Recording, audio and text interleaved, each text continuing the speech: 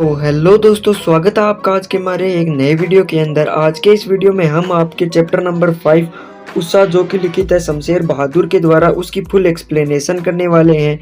उसकी प्रसंग व्याख्या विशेष को देखने वाले हैं और आपको अच्छे से समझाने का प्रयास करने वाले हैं। तो वीडियो में अंत तक जरूर बने रहना। तो अभी हमारे सामने प्रस्तुत है इसका पहला पद्यांश, जिसमें कहा गया है प्रातः नभ था बहुत नीला, भोर का नभ राख से लिपा हुआ चौका अभी गीला पड़ा है। इसमें कवि कहना चाहता है कि प्रातःकालीन नभ बहुत नीला अर्थात शंख के समान लगता है और राख से लिपे हुए चौके के समान लगता है और अभी गीला पड़ा है।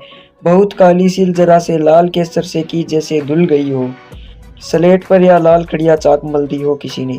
इसमें कवि कहते हैं कि ऐसा प्रतीत होता है प्रातःकालीन का नभ जैसे कि काली सील पर किसी ने केसर से उसकी धुलाई कर दी हो और स्लेट पर लाल खड़िया चाक मल दी हो। अभी हम लोग इसकी प्रसंग व्याख्या और विशेष को भी देख लेते हैं। प्रसंग प्रस्तुत काव्यांश कवि शमशेर बहादुर सिंह की कविता उषा से लिया गया है। इसमें कवि ने प्रातःकालीन प्रकृति का वर्णन किया है। जब उषा सुबह का आगमन होता है तब आकाश की विभिन्न छटाएं अत्यंत मनोरम प्रतीत होती है।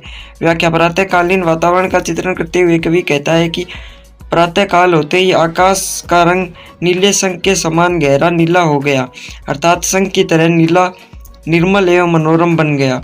फिर भोर हुई तो आकाश में हल्की सी लाली बिखर गई तथा आसमान के वातावरण में कुछ नमी सी दिखाई देने लगी।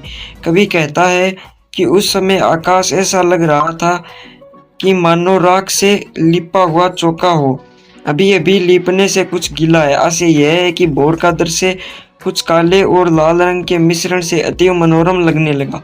कुछ क्षणों के बाद ऐसा लगने लगा कि आकाश काली सील हो और उसे अभी अभी केसर से धो दिया हो, अथवा किसी ने काली नीली स्लेट पर लाल खड़िया चाक मल दी हो, अर्थात भोर का होने पर अंधेरे से ढकी आकाश काली सील तथा स्लेट के समान लगने लगा और उस पर सूर्य की लालिमा लाल केसर एवं लाल खड़िया चाक के समान प्रतीत होने लगी।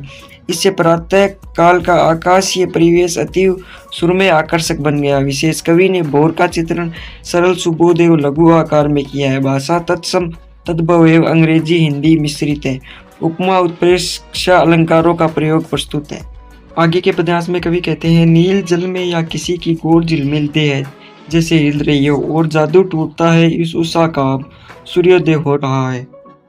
इसमें कवि कहना चाहता है कि जब सूर्य उदय होता है तो आकाश में वह ऐसा प्रतीत होता है जैसे कि नीले जल में किसी की गोरी झिलमिल देह झलक रही हो और इसके बाद इस उषा का जादू टूट जाता है और सूर्योदय हो जाता है।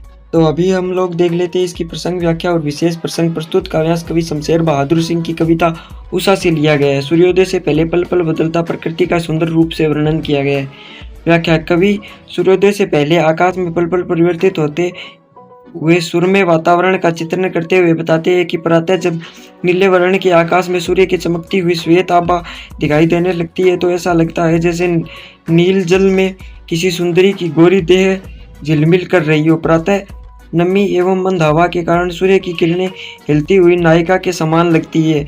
सूर्य का श्वेत बिंब भी हिलता सा प्रतीत होता है। कुछ क्षण के बाद जब सूर्य उदित होता है तब उषा के पल पल बदलते रंगों का अथवा प्राकृतिक परिवेश का चमत्कारी सौंदर्य समाप्त हो जाता है, अर्थात सूर्योदय होते ही उषा काल का रंगीन सुरम्य वातावरण चमत्कारी जादू की तरह समाप्त हो जाता है और चारों तरफ सूर्य का तेज प्रकाश फैल जाता है। विशेष कवि ने उषा काल के दौरान सूर्य की लालिमा पीली एवं श्वेत आभा का सुंदर वर्णन किया है।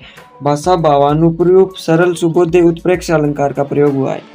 तो दोस्तों, इस प्रकार हमने हमारे 5वें चैप्टर उषा को कंप्लीट कर लिया है। वीडियो पसंद आई है तो वीडियो को लाइक करें, चैनल को सब्सक्राइब करें, अगर कोई गलती हुई है तो माफ़ करें और हमें सपोर्ट करें।